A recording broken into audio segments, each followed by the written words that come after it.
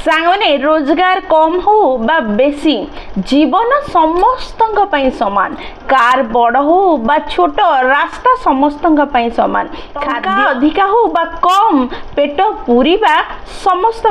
समान ठीक सेमिति घंटा साधारण हो बा हीरा लगिबा समय समस्त को समान ही देखाए से भली जने व्यक्ति गरीब हो बा कोटिपति मृत्यु समस्त समान तेणु मृत्यु पर भी जदि बंचापी चाहते समस्त हृदय रे